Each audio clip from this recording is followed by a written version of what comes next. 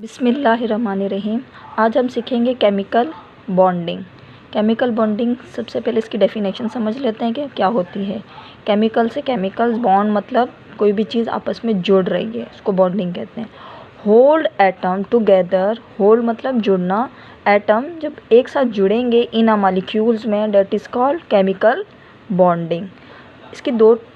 इसकी टाइप्स दो हैं, types of chemical bonding. Chemical bonding की 2 टाइप्स हैं। सबसे नंबर 1 कहलाती है आयनिक बॉन्ड, नंबर 2 कहलाती है कोवैलेंट बॉन्ड। अब आयनिक बॉन्ड किसको कहते हैं? Transfer of electron.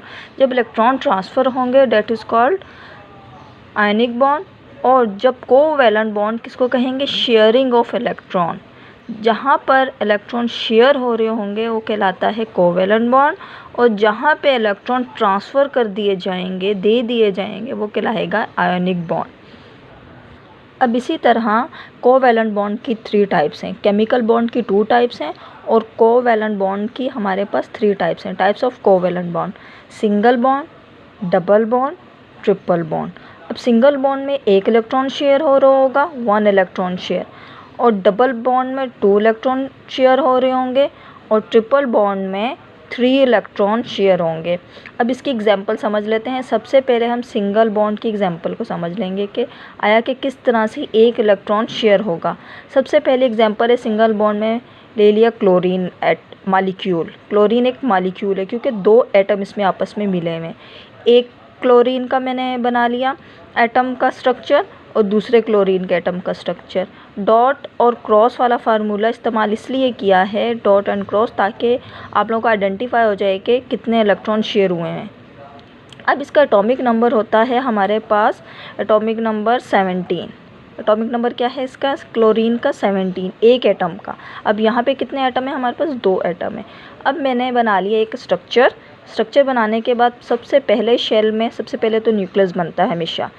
न्यूक्लियस के गिर्द शेल्स बनेंगे। अब पहले शेल में 2 इलेक्ट्रॉन फिल हो गए, सेकंड शेल में 8 और 2 कितने हो गए? 10। अभी भी कितने बचे हुए हैं?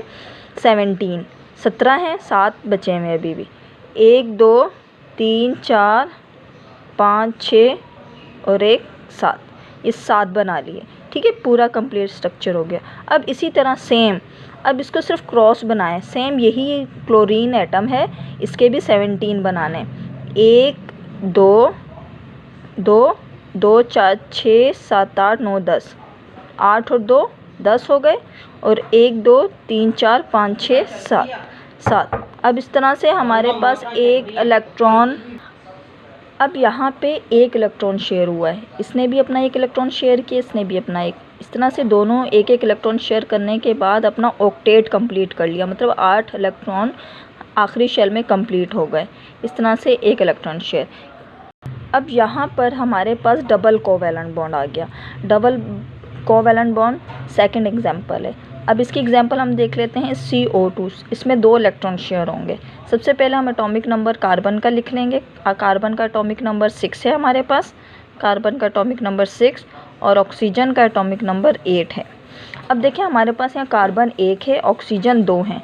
जो चीज़ 1 होगी ना उसको आप लोग बीच में लिख लीजिएगा, और साइड पे 2 ऑक्सीजन आ रहे हैं तो एक साइड पे ये ऑक्सीजन आ जाएगा, दूसरी साइड पे ये ऑक्सीजन आ जाएगा। अब कार्बन का एटॉमिक नंबर है हमारे पास 6। 1 2 3 4 5 6 इलेक्ट्रॉन हम लोगों ने बना लिए। ठीक है, आप चाहें तो इसको डॉट में कर लें, चाहे तो इसको क्रॉस में कर लें, ये अब आप लोगों की मर्ज़ी है। अब यहाँ पे ऑक्सीजन के कितना था? एटॉमिक नंबर 8 है। अब 1 2 3 4 5 6 7 8। अब यहाँ पे देखें 2 इलेक्ट्रॉन शेयर किए इसने, 2 इलेक्ट्रॉन। यहाँ पे आखिरी शेल में उसके पास कितने बचे थे? 2 और 2 4 5 6, अभी भी 6 इलेक्ट्रॉन हुए हैं शेयरिंग होते हुए, और होने टोटल कितने? 8। ऑक्टेट कंप्लीट करना लाजमी है। अब इसी तरह 2 एटम थे ऑक्सीजन के, दूसरा ऑक्सीजन का एटम बना लिया स्ट्रक्चर। 1 2 3 4 5 6 7 8, ऑक्सीजन के 8 है ना एटॉमिक नंबर, टोटल 8। अब यहाँ पे भी 2 इलेक्ट्रॉन शेयर हो गए। तो इस तरह से इन दोनों के दरमियान में कौन सी बॉन्डिंग हो रही है? डबल बॉन्डिंग है। देखें 1 2 लाइनें बन रही हैं, तो डबल बॉन्डिंग इनके दरमियान में होगी। अब इसी तरह बात कर लेंगे ट्रिपल कोवैलेंट बॉन्ड।